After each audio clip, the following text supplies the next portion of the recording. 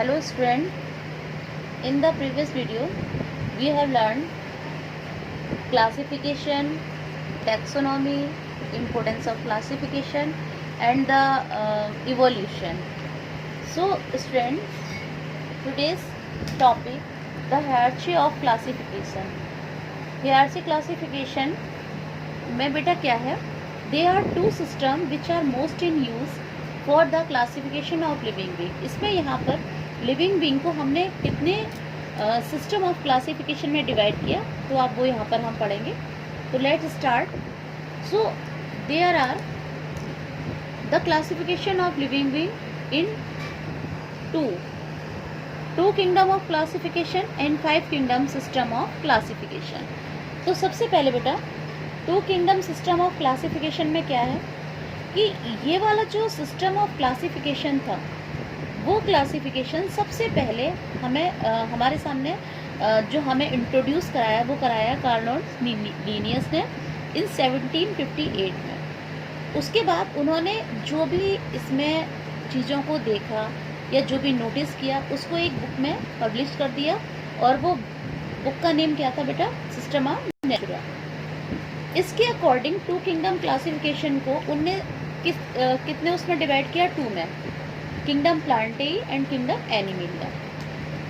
तो जैसा कि इन्होंने डिवाइड कर दिया, ठीक है, लेकिन अगले जो साइंटिस्ट आए उन्होंने एक और, क्योंकि साइंटिस्ट क्या होती है कि वो अपने साथ न्यू करके एक ना एक चीज़ को क्या करते हैं, डिस्कवर करते हैं, और उसमें थोड़ा ना थोड़ा उसको क्या करते रहते हैं, उस चीज़ में थोड़ा सा उसको इम्प्रूव करते रहते हैं पहले वाली थ्योरीज को. तो वो जो जर्मन जूलॉजिस्ट आए उनका नेम था E.H. हैकल. इन 1866 में उन्होंने एक थर्ड किंगडम बताया, वो था थर्ड किंगडम प्रोटिस्टा. और उसमें उन्होंने बताया कि ये जो प्रोटिस्टा किंगडम है उसमें सभी यूनिसेलुलर ऑर्गेनिज्म होते हैं, माइक्रोस्कोपिक एनिमल होते हैं. तो स्टूडेंट जैसे उन्होंने थर्ड ये बता दिया, उसके बाद एक और अमेरिकन इकोलॉजिस्ट आए जिनका की नेम था रॉबर्ट H. विटेकर. इन 1959 में उन्होंने एक फोर्थ किंगडम और एक फिफ्थ किंगडम को डिस्कवर किया. तो वो फोर्थ किंगडम था मोनेरा, जिसमें कि सारे बैक्टीरिया इंक्लूडेड थे. उन्होंने बताया इसमें सभी बैक्टीरिया हैं, ये प्रोकैरियोट्स होते हैं. और फिफ्थ किंगडम जो उन्होंने बताया, वो बताया फंजाई का. फंजाई को उन्होंने बताया कि इसमें क्लोरोफिल नहीं होता है, और ये अपना फूड क्या करती है, एब्जॉर्प्शन से लेते हैं. अब उसके बाद इस तरीके से 5 किंगडम डिस्कवर हो चुके हैं. तो उसके बाद बेटा एक जो सेकंड था 5 किंगडम सिस्टम ऑफ क्लासिफिकेशन, तो उसको एक सिस्टमेटिक वे में प्रेजेंट किया गया. तो उसमें देखिए इन सभी को क्या किया, अब उन्होंने मिला दिया है ना, कंपोज कर दिया. किस तरीके से? सबसे पहला किंगडम था किंगडम मोनेरा, उसमें सभी प्रोकैरियोट्स बैक्टीरिया थे, blue green algae. Then kingdom Protista, इसमें सभी यूनिसेलुलर यूकैरियोट्स थे, जैसे कि जितने भी प्रोटोजोअन्स थे, फंजाई थे, कुछ एल्गी थी. उसके बाद आता है किंगडम फंजाई, इसमें मल्टी सेलुलर हायर फंजाई थी. अब उसके बाद आता है बेटा किंगडम प्लांटेई. किंगडम प्लांटेई में जितने भी मल्टी सेलुलर ग्रीन प्लांट थे वो सारे इंक्लूडेड थे, और कुछ एडवांस्ड एल्गी भी थी जो कि उनमें क्लोरोफिल था, जो अपना फूड खुद प्रिपेयर कर रही थी. उसके बाद नेक्स्ट आता है बेटा किंगडम एनिमिलिया. किंगडम एनिमिलिया में जितने भी मल्टी सेलुलर एनिमल्स थे वो सारे इंक्लूडेड थे. अब उसके बाद देखिए कार्ल वास इन 1977 में उन्होंने इन्हीं किंगडम मोनेरा को किस में डिवाइड कर दिया, मीन्स अभी किंगडम मोनेरा था, अब उन्होंने क्या किया, देखिए किंगडम मोनेरा को भी 2 पार्ट्स में डिवाइड कर दिया है ना. किस किस में बेटा? Archaebacteria and eubacteria. तो उन्होंने कहा नहीं, किंगडम जो मोनेरा है उसको भी उन्होंने 2 पार्ट्स में डिवाइड कर दिया, यू बैक्टीरिया और आर्ची बैक्टीरिया. अब उसके बाद देखिए बेटा ये आता है टैक्सोनॉमिकल हियरार्ची. टैक्सोनॉमी स्टडी जो होती है तो उसमें क्या था कि ये असाइन करती है ऑर्गेनिज्म्स को एक proper place with in the systematic framework of the classification. अब उसमें क्या है कि सिस्टमेटिक वे ऑफ क्लासिफिकेशन का मीन होता है बेटा कि किसी भी चीज़ को सिस्टम के रूप में प्रेजेंट करना. कैसे करना सिस्टम के रूप में प्रेजेंट? कि इसमें फ्रेमवर्क जो था उसको उन्होंने क्या कहा, उसको नाम दिया taxonomic hierarchy, where the taxonomic group थे arrange from the higher to lower, means higher to lower. ये जो आपके सामने दिख रहा है ये क्या है, हायर टू लोअर। तो इसमें क्या है, are arrange from the higher to lower category और टैक्सॉन। टैक्सॉन टैक्सा का प्लूरल वर्ड है। तो कार्लवार लिनियस जो थे उन्होंने सबसे पहले हियरार्ची क्लासिफिकेशन सिस्टम को 1758 में क्या किया, हमारे सामने प्रपोज किया। तो इसके अकॉर्डिंग हमने देखिए किस तरीके से किया। इसमें kingdom, phylum, algae, class, order, family, genus and species, ये तो आपके सभी किसके लिए आ गए, उस प्लांट और एनिमल को उन्होंने कहा कि इस तरीके से अगर हम किसी भी चीज़ को डिवाइड करेंगे तो इसके अकॉर्डिंग करेंगे। ओके, यानी कि इसी के अकॉर्डिंग, अगर वो किंगडम एनिमिलिया का है तो किंगडम एनिमिलिया लिखा जाएगा, अगर प्लांट है तो प्लांट ही लिखा जाएगा। तो इसके अकॉर्डिंग अब, लेकिन ये आप ये समझेंगे ये फाइलम क्या है, क्लास क्या है, ऑर्डर क्या है। अब इसमें जैसे जैसे जिसके जो सिमिलर जो करेक्टर होंगे या उनके जो कुछ उनमें सिमिलरिटी होंगी या जो उनमें डिफरेंसेस होंगे उसके अकॉर्डिंग इसमें हमने उनको डिवाइड किया है। तो किस तरीके से डिवाइड किया है,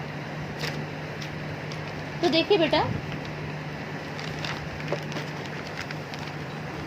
as we go upward from the species toward the kingdom the number of similar characteristic are decrease. Means अब हम जैसे जैसे किसकी तरफ, किंगडम से लेके नीचे चलते हैं यानी कि स्पीसीज तक चलते हैं, तो उसमें कैसे कैसे उनके कैरेक्टरिस्टिक जो होते हैं वो डिक्रीज होते हैं, उनमें कैसे कैसे डिक्रीजमेंट होता है वो देखेंगे। सबसे पहले आता है अपना स्पीसीज। स्पीसीज क्या है, स्पीसीज एक ग्रुप है जिसमें कि सिमिलर ऑर्गेनिज्म होते हैं that are able to breed together and produce a fertile offspring. यानी कि इसमें वो ऑर्गेनिज्म होते हैं जो कि एक साथ ब्रीड करते हैं और एक फर्टाइल ऑफस्प्रिंग को जन्म देते हैं या प्रोड्यूस करते हैं। तो इसके लिए देखिए, जैसे कि आपको मैंने बताया कि एक जैसे कैरेक्टरिस्टिक, तो उसके लिए एक बेस्ट एग्जांपल है जैसे कि हॉर्स और आस, है ना, ये सेम जेनरा के होती हैं, जिसका कि जेनरा का नेम होता है EQUWS, इक्वेस, है ना। पर बोथ हैव डिफरेंट स्पीसीज, लेकिन इन दोनों की स्पीसीज बिल्कुल अलग अलग है ना। हॉर्स और आस की जो स्पीसीज है वो बिल्कुल अलग अलग है। ओके स्टूडेंट, अब हम आते हैं जीनस पर। जीनस क्या है, ये एक ग्रुप है स्पीसीज का जिसमें कि and related and less characteristic in common as compare to the species member of genus have identical reproductive organ. अब इसको देखिए आप कैसे समझेंगे, जैसे कि इसको एक एग्जाम्पल समझेंगे तो आपको बहुत अच्छे से लर्न होगा। जैसे कि बेनियन और जो फिग का ट्री जो होता है FIG, फिग, है ना, ये जो ट्री होते हैं आपस में ये कैसे होते हैं, from each other in vegetative characteristic. इनके जो वेजिटेटिव कैरेक्टरिस्टिक होती है, मीन्स जो उनका शेप होता है, साइज होता है और सरफेस ऑफ लीफ होती है ना, ये आपने देखा होगा ज़्यादातर इनके आपस में मिलते जुलते हैं। लेकिन क्या है, लेकिन इनके जो रिप्रोडक्टिव ऑर्गन होते हैं, है ना, जैसे कि इनफ्लोरेसेंस फ्लावर है, फ्रूट है, सीड है, तो इनका वो क्या है, एक है, यानी कि जीनस इनकी एक ही है। फिकस जिसको बोलते हैं FICUS, है ना, तो इनकी इसीलिए इसको सेम जीनस में रखा गया है। अब हम आते हैं फैमिली पर। It is represent by a group of related genera that are the more similar to each other than the with the genera of other family. इसमें क्या होता है, इसमें जो कैरेक्टरिस्टिक होते हैं जेनरा के वो एक दूसरे से बहुत ज़्यादा सिमिलर होते हैं। कैसे, जैसे कि आपने देखा होगा कैट एंड लॉइन, ठीक है, ये दोनों जो होते हैं ये क्यों दोनों कैट फैमिली के होते हैं, जिसे कि हम बोलते हैं फेलिडेई, यानी कि कैट और लॉइन, इनकी जो फैमिली होती है वो एक होती है। आपने सुना भी होगा कि एक दूसरे से काफ़ी मिलते हैं ये, है ना।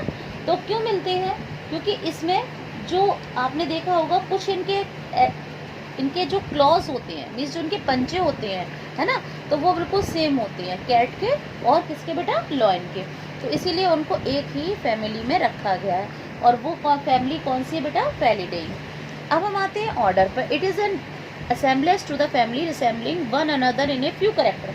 इसमें क्या होता है, कुछ एक करेक्टर मिलते हैं, कैसे, जैसे कि टाइगर और वॉल्फ क्या है, इनके share the common characteristic such as jaw, यानी कि इनके जो जॉ होते हैं उसमें पावरफुल इंसीसर जो टीथ होते हैं वो लार्ज होते हैं, और शार्प कैनाइन होते हैं जिससे कि वो फ्लैश ईटिंग, क्योंकि दोनों ही फ्लैश ईटिंग होते हैं, तो इनकी जो ऑर्डर है वो एक ही है, वो क्या है, कार्निवोरा।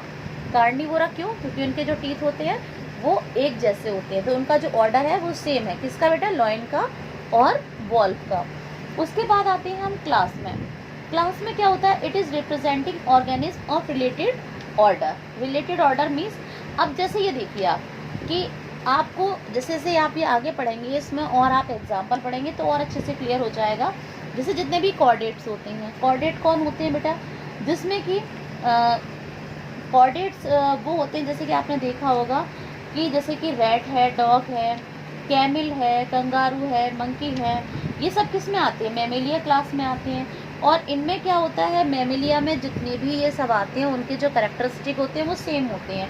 मीन्स वो मेमोरी ग्लैंड होती हैं, उसमें एक्सटर्नल ईयर होते हैं, हेयर होते हैं, तो इसीलिए उनकी जो क्लास होती है मैमेलिया, जितने भी कॉर्डेट्स होते हैं जिसमें कि बैकबोन होती है, वो सभी किस में आते हैं बेटा? क्लास मैमेलिया में। ओके स्टूडेंट, चाहे जितने भी मैमेलिया हो, मतलब जो कि बच्चों को जन्म देते हैं, है ना, they produce two young ones, वो किस में आते हैं? क्लास मैमेलिया में। अब हम लोग आते हैं बेटा फाइलम पर। फाइलम में क्या होता है? इसमें जितने भी वो ऑर्गेनिज्म जो कि भले ही वो डिफरेंट क्लासेस के हों, तब भी उसमें कुछ ना कुछ एक कॉमन कैरेक्टरिस्टिक होते हैं।